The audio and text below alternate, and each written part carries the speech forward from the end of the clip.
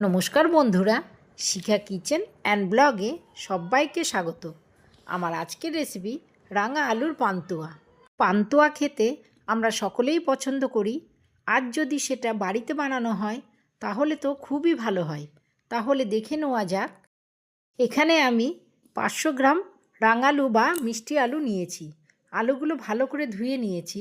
এবার এগুলো আমি প্রেসার কুকারে দিয়ে সেদ্ধ করে নেব। এদিকে রাঙালুর শিরা বা রস তৈরি করে নেব। তার জন্য নিয়েছি 1.5 কাপ চিনি, আর সেই মাপ করে নিয়েছি 1.5 কাপ জল।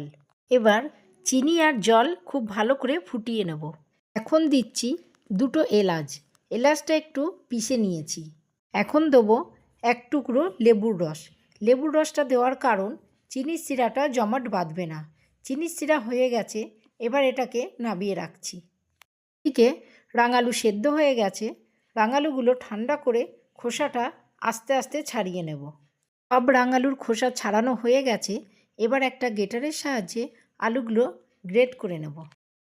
এবার এর মধ্যে দিচ্ছি 2 চামচ ময়দা আর 2 চামচ গুঁড়ো দুধ। এবার এগুলো দিয়ে খুব ভালো করে মেখে নিতে হবে। এবার অল্প একটু ঘি দিয়ে ভালো করে মাখিয়ে নেব। তারপর 1/2 চামচ বেকিং পাউডার দিয়ে মাখিয়ে নিতে হবে। এবার হাতে একটু তেল বা ঘি মাখিয়ে এর থেকে অল্প করে কেটে গোল গোল বল করে নেব। বেশি বড় করার দরকার নেই। দেখুন, আমি প্রমাণ সাইজের করেছি। যারা বড় করতে চান বড় করতে পারেন। এবার পান্তুয়াগুলো ভাজার জন্য কড়াইতে বেশ কিছুটা দিয়েছি সাদা তেল। তেলটা গরম করে একটা একটা করে পান্তুয়াগুলো দিয়ে দেবো। ভাজার সময় গ্যাসের ফ্লেম মিডিয়ামে রেখে ভাজতে হবে। হাই ফ্লেমে ভাজা যাবে না, তাহলে পুড়ে যাবে। একটু সময় নিয়েই পান্তুয়াগুলো ভাজতে হবে। পান্তুয়াগুলো উল্টে পাল্টে গোল্ডেন ব্রাউন করে ভেজে নিতে হবে। এগুলো ভাজা হয়ে গেছে। এবার আমি এগুলো তেল ঝরিয়ে তুলে নিচ্ছি। এইভাবে আমি বাকি পান্তুয়াগুলো উল্টে পাল্টে গোল্ডেন ব্রাউন করে ভেজে নিয়েছি। এবার পান্তুয়াগুলো একটু ঠান্ডা করে রসের মধ্যে দিয়ে দেবো। তারপর 2 মিনিট পান্তুয়াগুলো ফুটিয়ে নেব, যাতে পান্তুয়ার মধ্যে রসটা ভালোভাবে ঢুকে যায়। বেশিক্ষণ ফোটাবো না, কারণ পান্তুয়াগুলো ফেটে যেতে পারে।